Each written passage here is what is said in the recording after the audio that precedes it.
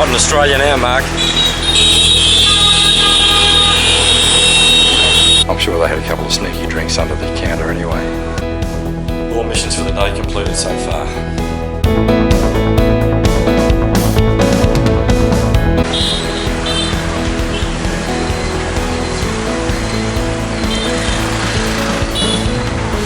So my instructions were to turn left at the main road, which is the one I'm on. I turned left. Now let's see if we can get to where we need to go. So I'm looking for the Reunification Centre. I've got myself nicely lost here, but there's no shortage of things to look at if you like a lot of traffic.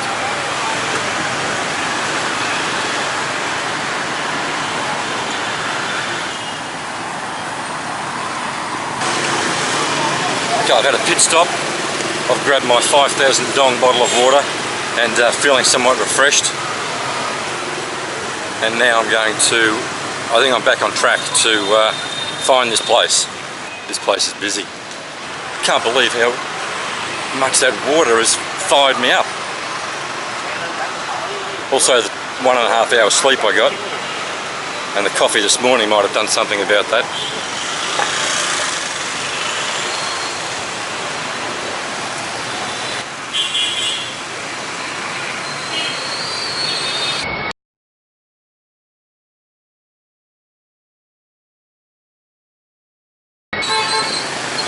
I really think I'm in a more traditional part of Saigon. I've only seen about another, I suppose in total 6 Westerners. Everyone else is local, and as you can tell I've seen a lot of people.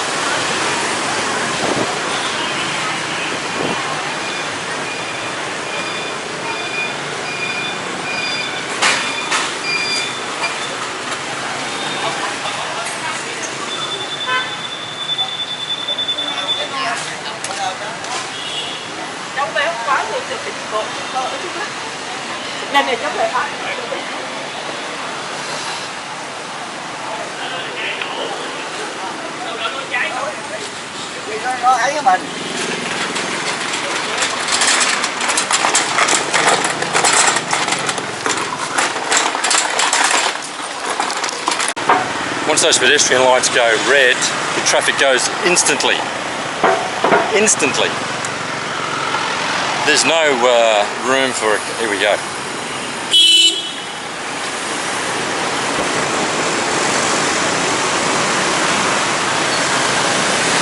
Even when the pedestrian lights say green, well, you know,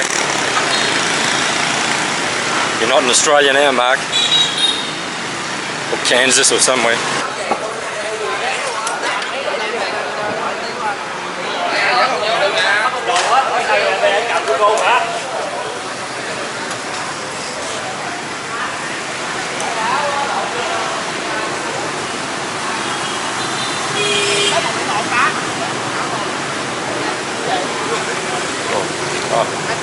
Come on.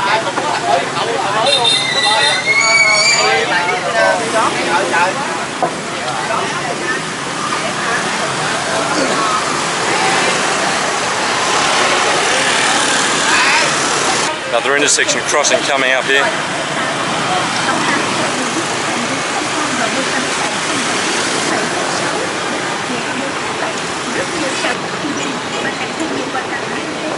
Where possible, stick with the lights. Hold your breath and hang on. Walk calmly.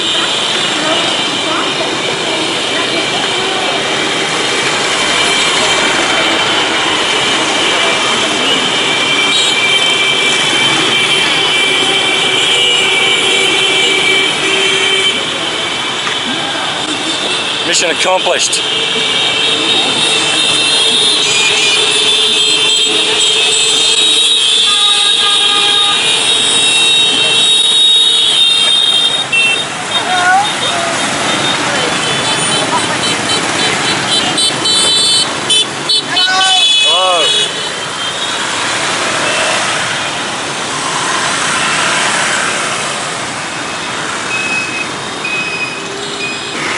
I think I'm close to my destination.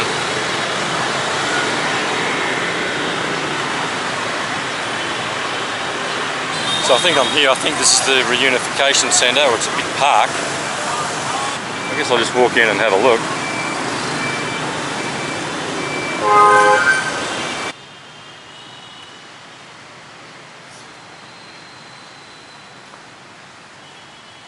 Well, I think it's just a big park. I don't see any Independence Palace. Well, whatever it is, it's actually really nice to come into here. You don't have to escape the traffic. I mean, you do escape the traffic without trying. It's quite peaceful in here, all the greenery, all the shrubbery. It's good. People are exercising, stretching. It's the middle of the week, but nice place to come. In the throng of it all, a couple of tourists here. Oh, exercise equipment. Step machine. Steering wheel practice.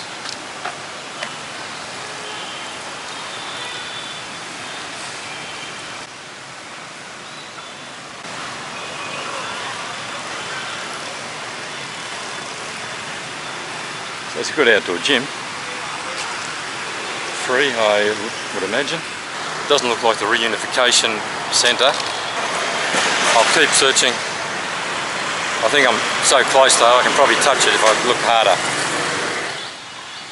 Not sure if someone just tried to scam me or what happened then, but a man jumped out and grabbed my hand and told me, asked me where I was from, and I told him, and he said, oh, have you ever been to Malaysia, ever been to Kota Kinabalu? And anyway, he's introduced me to his sister, and he wanted me to meet him tomorrow to go and meet his mother. So I'm not sure what that was about. Suffice to say, I declined the offer. It's probably harmless. Anyway, so there's a big wall here. Surely that must be it.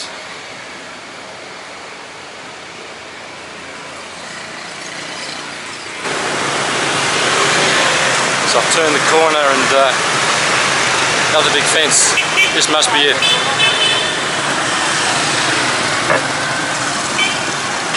Yeah, I think this is it. There's a lot of tour buses and school groups in there, I think, by the looks.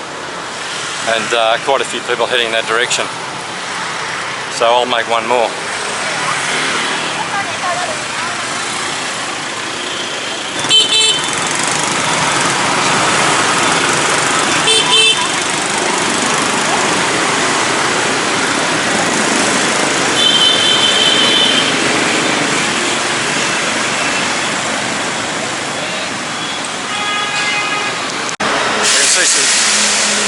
I can see some tanks in there, but they don't look like American tanks. So I'm pretty sure that this be the Independence Palace. Reunification Centre. Yeah. There's a few military type looking people here, or they look official anyway. So destination reached. Mission accomplished. Next mission, check it out.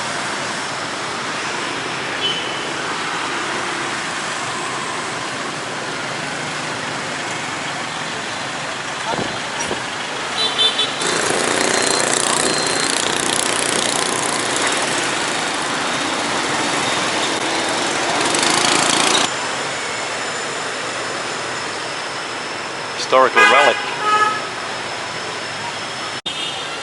Okay, so I'm on the inside. I paid 65,000 dong, and I get to see the Independence Palace and the outside museum too from the old government.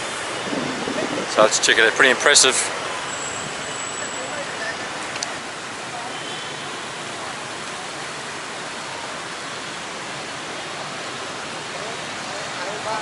Plenty of selfie action going on here.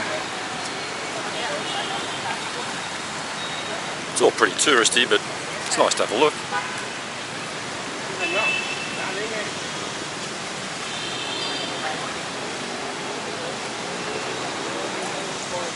Sony. And so we come to the famous tanks, or replicas thereof, that sit in the front grounds of the Independence Palace, also known as the Reunification Centre. Now this is tank number 843. Used to be very famous as the first tank that crashed through the gates of the Independence Palace back in 1975.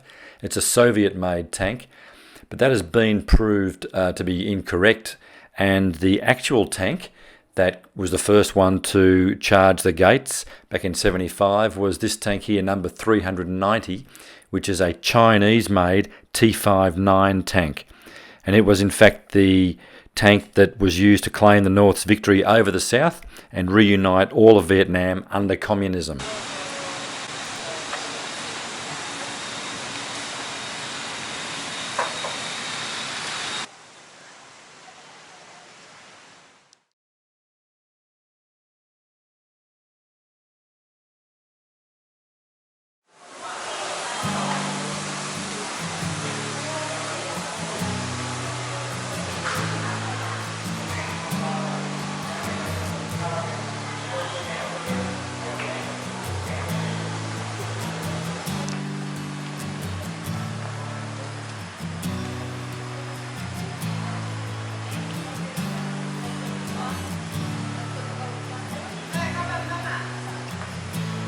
In November 1975, the Consultative Council for National Reunification used this room for its deliberations.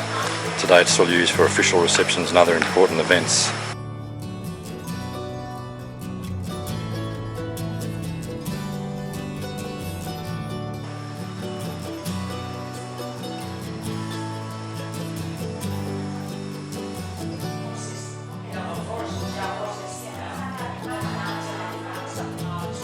All the hotlines there.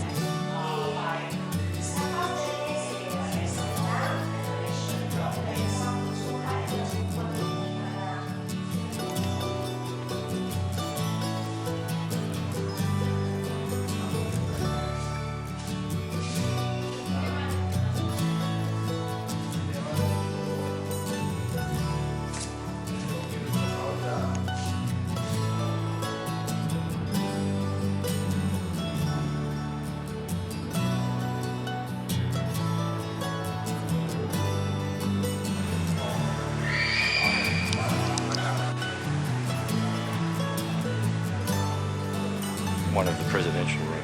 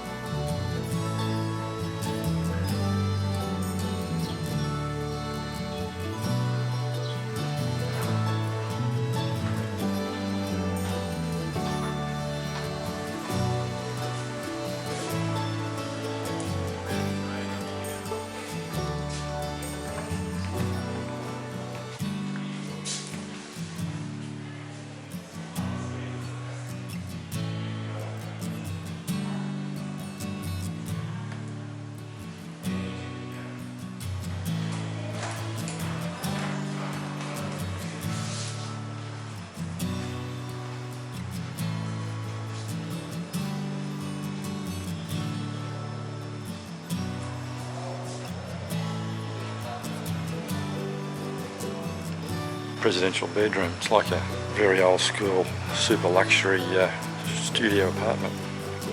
Very nice. So with all these people here, I feel like I'm inspecting a property to rent or purchase.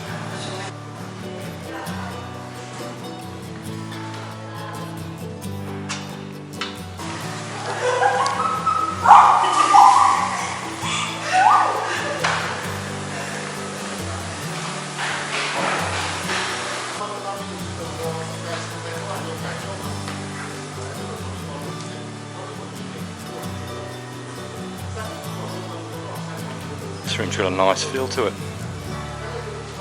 It's like an old school recreation room. They've got their board game there, checkers or something. rocking chair, have a bit of a talk over there. Or get together and have a drink, or it's over there. And we can pop over there. I thought it was a bar. Looks like a little reception area. I'm sure they had a couple of sneaky drinks under the counter anyway.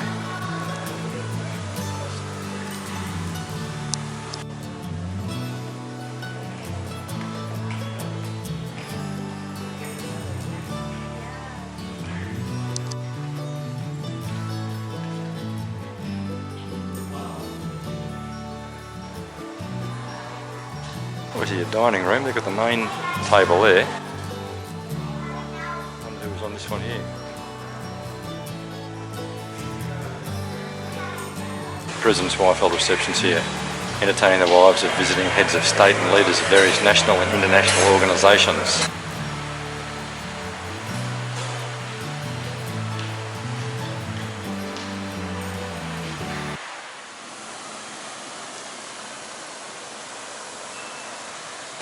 This really is an impressive area, right in the heart of Saigon here.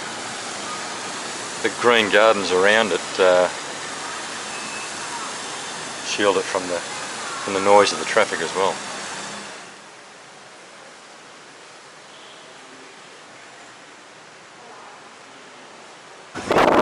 We've reached the top. Oh, there's a helipad.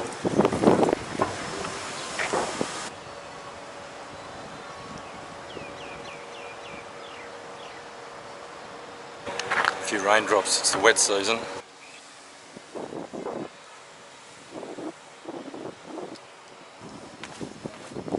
So we'll start our descent now. Good for the legs.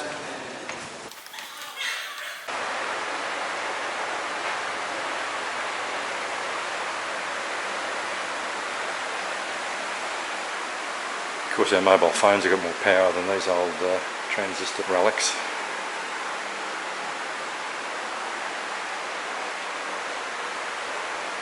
It's a code room. Someone used to sit in here and decode messages and all sorts of important information.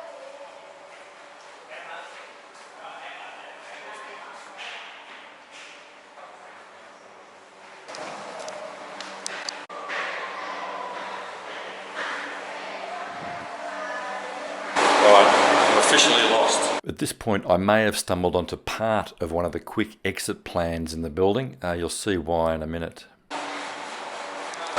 Well, just one more turn and I'm out here on ground level, outside. I thought I was miles up. Oh well.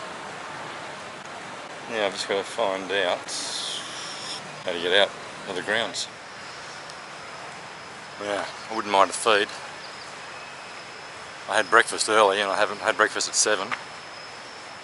I've had a couple of bottles of water and 2 cups of coffee. So, time for some tucker.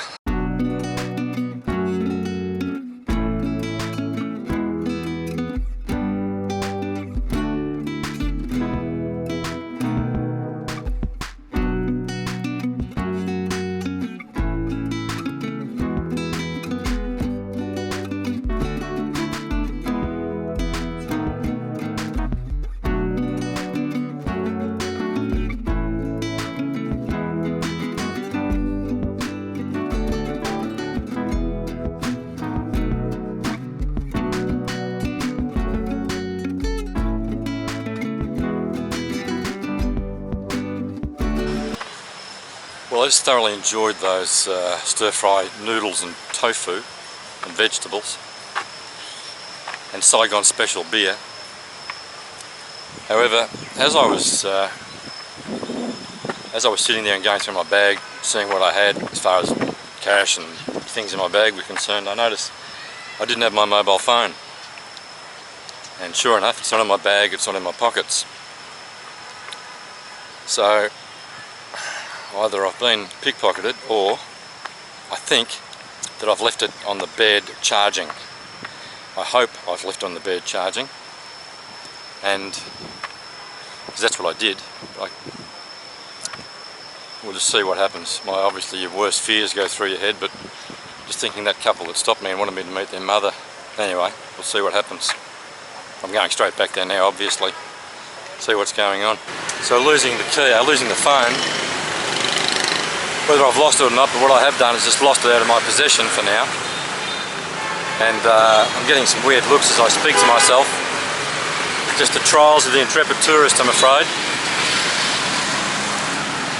Barbed wire. And we're back out onto the wrong. We're across one of these roads. Dear oh dear.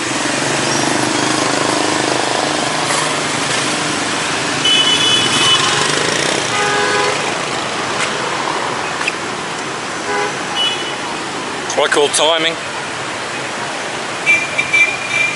This actually works. I mean, wouldn't work in Australia. Everyone would be out of their cars with their sleeves rolled up in Australia if they did this. But it works pretty well here.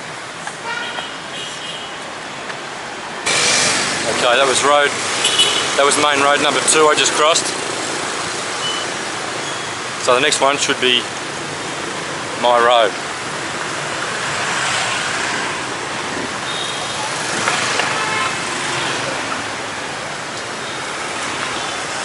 Why use a road when a footpath will do? So Nguyen Dinh Chua, that's my road, NDC. So I go down here, that's the 3rd road. NDC is how I remembered it. So far so good.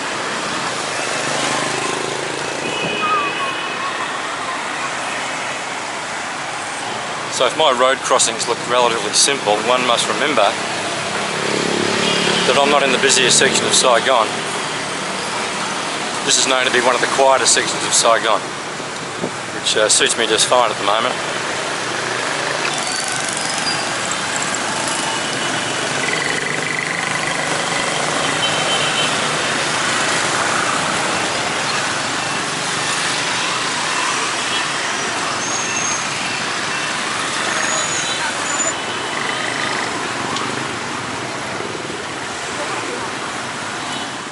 Moment of truth.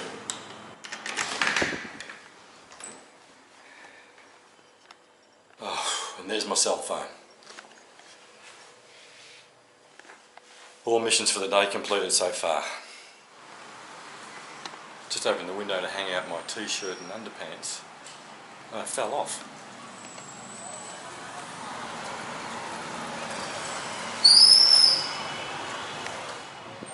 Dear oh dear.